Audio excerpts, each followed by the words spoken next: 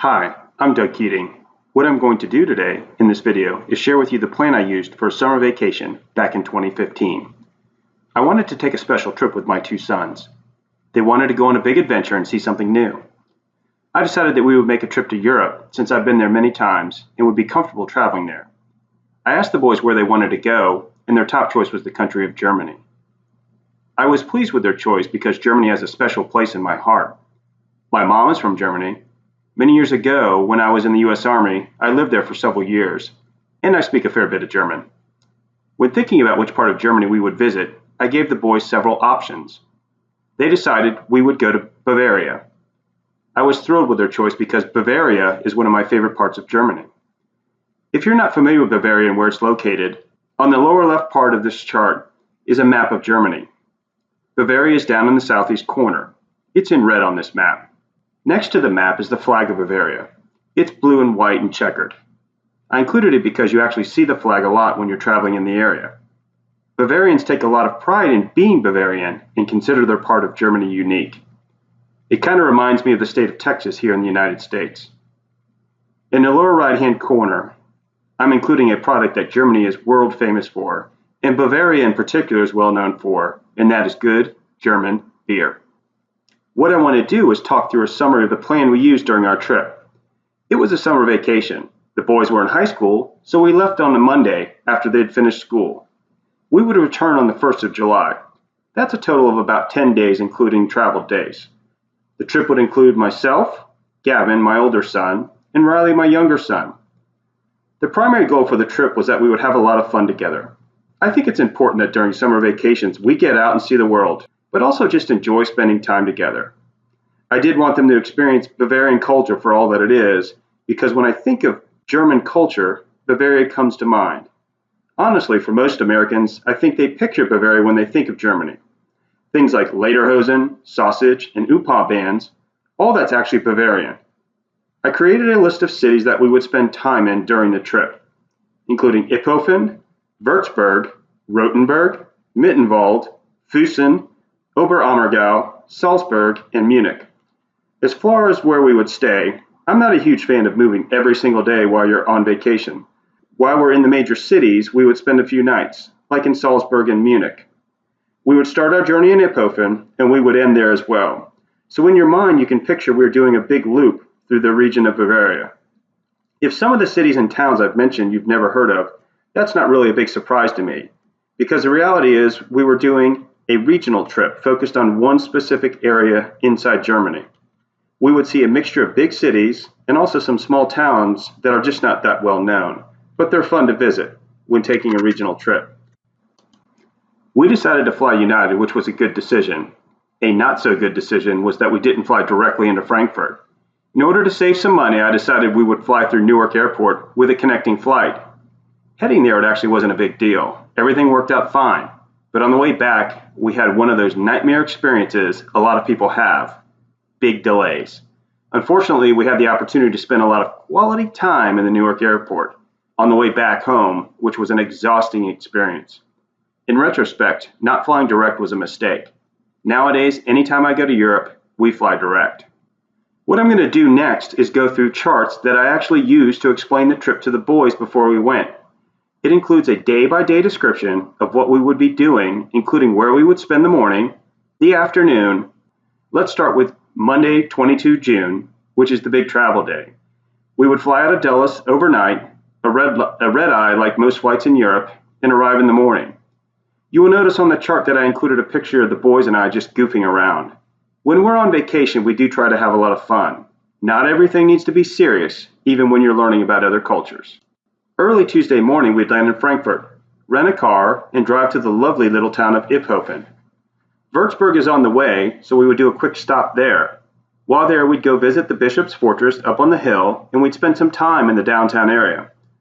The plan for Iphofen was that we would see it in the afternoon.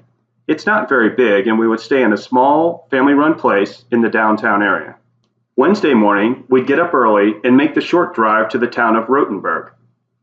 Rothenburg is actually a pretty well-known German town.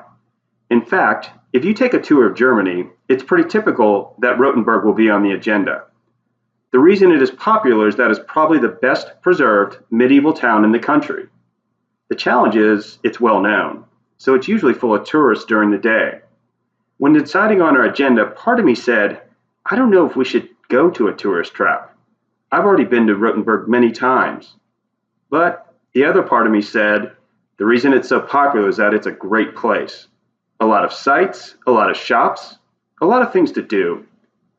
We decided to stay in the city, which was a great decision. At about 5 o'clock, most of the day trippers head back to their buses and return to their hotels located outside of the city.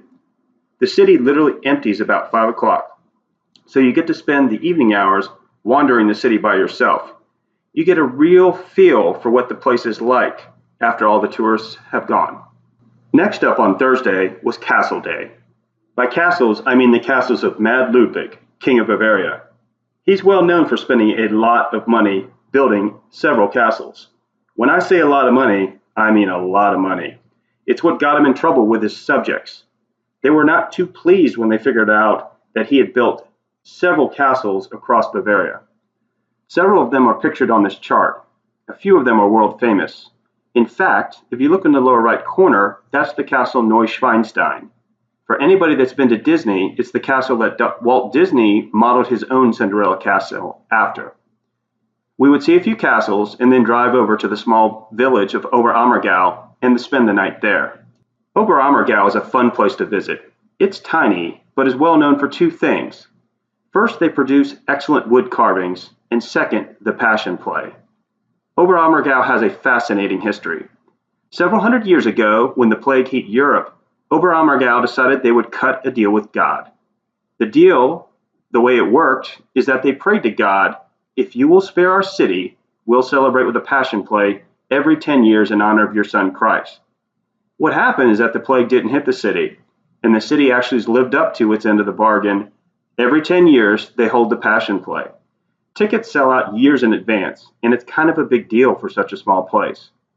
After spending the morning there, we would get in the car and drive over to Salzburg. Salzburg's well known. For most Americans, it's probably most famous because it's where The Sound of Music was filmed. As far as where we would stay in Salzburg, I made the decision that we'd spend a little bit more money and stay in the old part of the city. It's usually well worth it because you don't need the car to get around.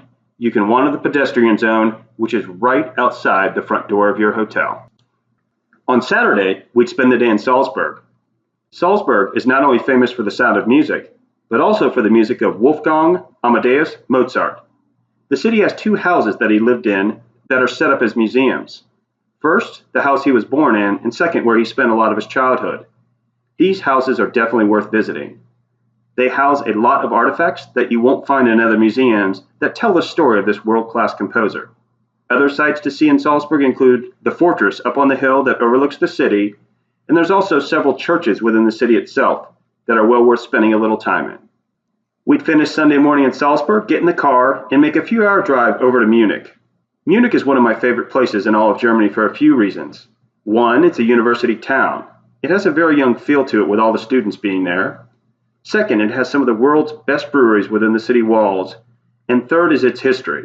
In World War II, Munich was bombed to the ground, almost completely destroyed. After the war, the Germans had a decision to make. How would they rebuild the city? They decided to rebuild it with the original city plans. Unlike Frankfurt, which is built in a modern fashion. The wrinkle is that if you think Munich is old, in reality it's not. It just looks that way. Munich is a great place to spend a day seeing all the sights. On Monday morning, we'll spend the whole day there and experience several things very specific to Bavaria. Let's start with their soccer team. Bayern München, my favorite team. They're awesome. The city contains several fan shops. I figured it would be fun to visit one or two. We would also see some of the sights to include the famous market square. Of course, we would eat Bavarian food, which includes pretzels, Weisswurst, and wash it down with beer. Weisswurst is sausage made that day. You cannot get it any fresher. Sometimes people think the Bavarians do all this stuff just for the tourists, kind of like in Disney. But the reality is, this is what the Bavarians actually do.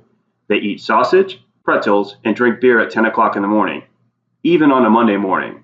Trust me, they really do. Tuesday we would get more serious. Since we have a car, I could do the short drive out to the Dachau concentration camp. I've been there several times, and every time it's been a moving experience. If you visit, it will affect you. I guarantee it.